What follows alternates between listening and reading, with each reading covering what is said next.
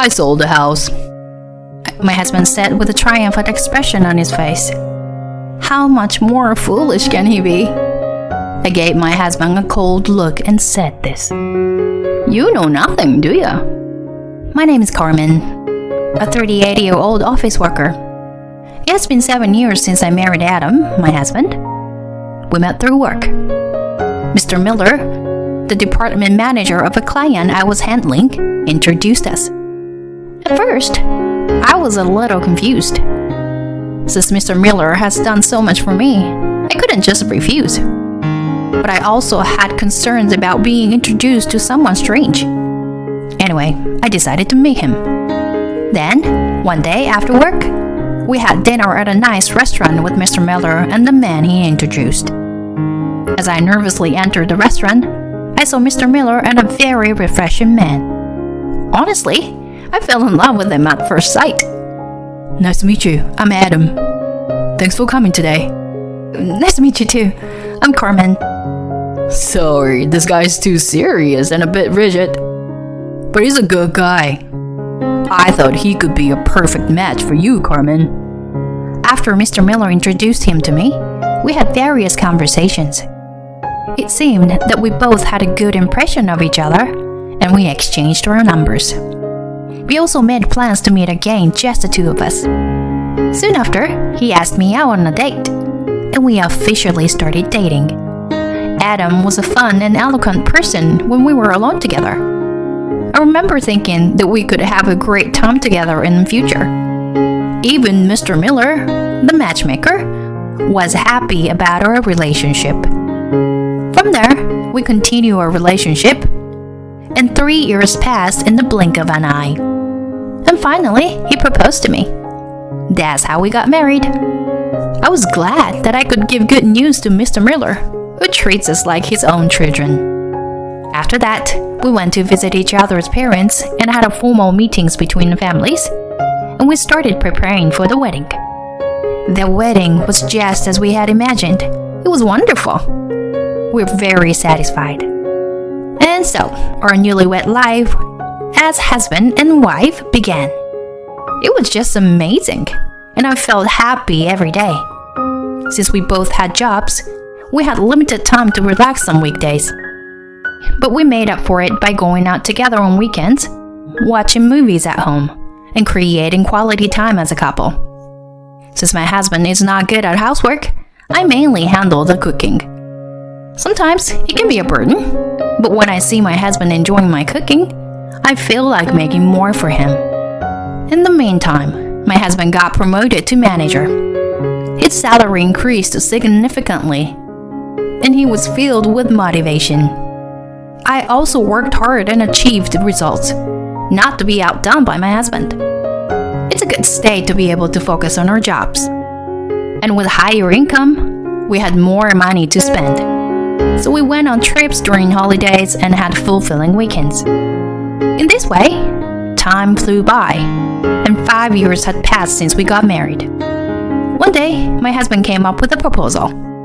Should we buy a new house? Our incomes are high and we have decent savings.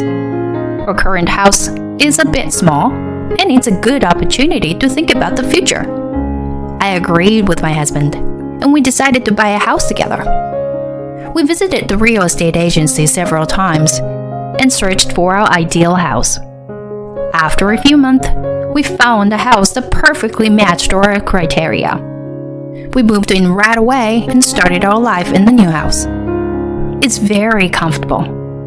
The house had more rooms and a great location, so it was relatively expensive, but we considered it a long-term investment. I believe that decision was a good one. When the house is comfortable, it helps balance our lives. We were able to focus more on our jobs than before. Before I knew it, I got promoted in my company, and my income increased even more. Time flew by, and although we were still leading a relatively happy life, there was one problem. We were having difficulty having children. We started trying to conceive shortly after getting married, so we were starting to feel a sense of urgency. Due to the influence of this issue, the communication between us as a couple started to decline slowly. Lately, my husband's been coming home later, and we rarely have meals together. I believe it's important to share meals together, but it seems like my husband doesn't understand that. Frustrated by these days, I couldn't help but complain to my husband. Hey, can we make more time for each other as a couple? I'm not saying you shouldn't go out for drinks, but we hardly spend any time together anymore. Then he said, I go out for drinks for work reasons. I work hard to please my boss, take care of my team members, and advance in my career. It's all to pay off the mortgage for this house, you know? Instead of saying such pointless things, why don't you try increasing your income? But I was surprised and disappointed by my husband's cold words. I simply expressed my desire to have more time together as a couple. Why did it have to escalate to such hurtful comments? At that moment, I felt a little disappointed with my husband. Since then, I realized there was a gap in our feelings as a couple. From then on, our conversations decreased even further. He leaves for work early in the morning, comes back late at night. He has to work on Saturdays, and sometimes he goes out for drinks with friends. He only stays home on Sundays, but mostly sleeps until noon. And even when he wakes up, he eats lunch in silence and goes to his room. How did it come to this? I wanted to change this situation, so I told my husband that I wanted to talk to him and called him to the living room. What the hell? Can't you let me have Sunday off? I don't think we should be in this state. Why are you bringing this up all of a sudden? Don't you think we're unhappy as a couple? This is just a roommate situation. I want us to have proper conversations like we used to. Adam, what's on your mind? Oh, well, you know. By expressing my desperate feelings, my husband started to take it more seriously. Looking back on my behavior, I might have neglected our relationship as a couple. I'm sorry, but please understand that I've been working hard for us. It's been quite a pressure. Yeah, I understand. I also understand that you go out for work-related reasons. Right. Well, that's good. We'll do better. By having an honest conversation, we were able to resolve the Cold War situation a little.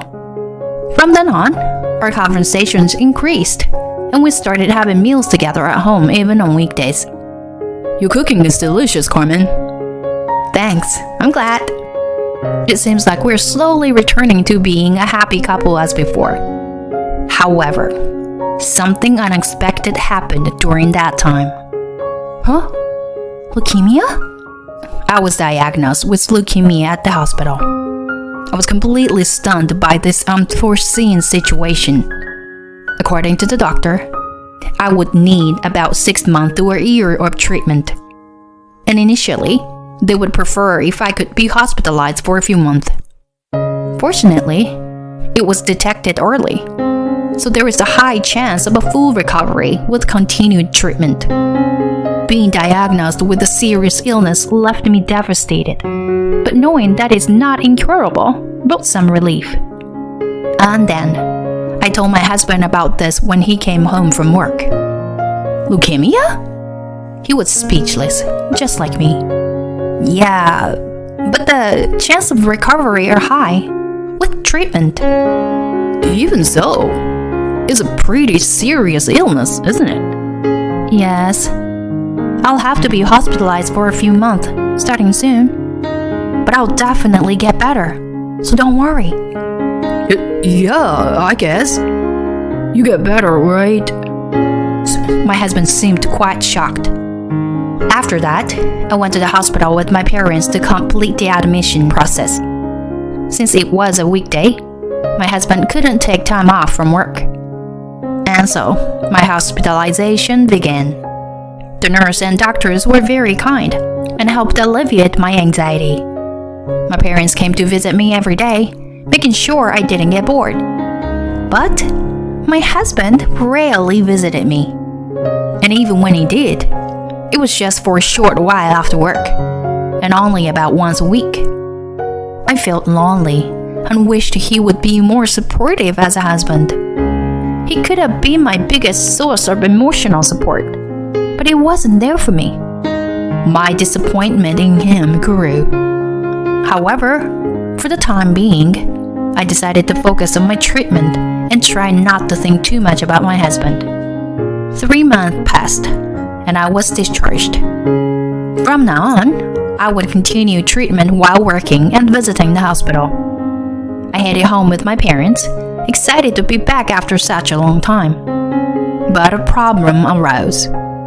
The key wouldn't fit in the lock. Helplessly, I pressed the intercom. And to my surprise, a stranger came out from inside the house. In this situation of not knowing who each other was, I listened to the story. It turned out they had recently bought this house. Confused, I immediately called my husband. Adam? I'm busy right now. Did you sell the house? Without consulting me? Ah, that. My husband laughed on the other end of the phone. Perfect timing. There are other things I need to talk about too. See you at the cafe. Still confused, I went to the cafe with my parents. It seemed like my husband didn't expect my parents to be there, and he looked surprised. But he quickly regained his composure and mentioned for us to sit down. Adam, what's going on? Why is someone else living in our house? 'Cause I wanted to end this with you. So I sold the house. I'll consider the proceeds from the sales as compensation. What? Compensation? What do you mean? Can't you figure it out? You couldn't even give me a child in over 7 years of our marriage. That alone disappointed me. And now you've even gotten a serious illness. Can you imagine the burden I've been carrying? That's why I'm demanding compensation for the emotional distress I've experienced. So, the sale of the house serves as the compensation. My husband had a smug look on his face as he said that. Could this person be any more foolish? I looked at him with cold eyes and said, "You know nothing, do ya? Do you really think the money from selling the house would be yours alone?" Why not? I bought that house in my name, so I should have all the right to sell it. Yes, you have the right to sell it, but we're married, and we purchased it together as a couple. That house is subject to division property. Besides, I was also paying the mortgage, so I have the right to claim half of the money from selling that. Don't mess with me. I want to acknowledge that. Whether you acknowledge it or not is irrelevant. But I will receive what I'm entitled to, including the compensation. Huh? What compensation? Because you've been having an affair, haven't you? What? What? Would you say that? Mom saw you leaving the house with a woman. It happened when she tried to get my clothes and belongings. So, while I was in the hospital, I hired a PI, and we obtained plenty of evidence of your affair.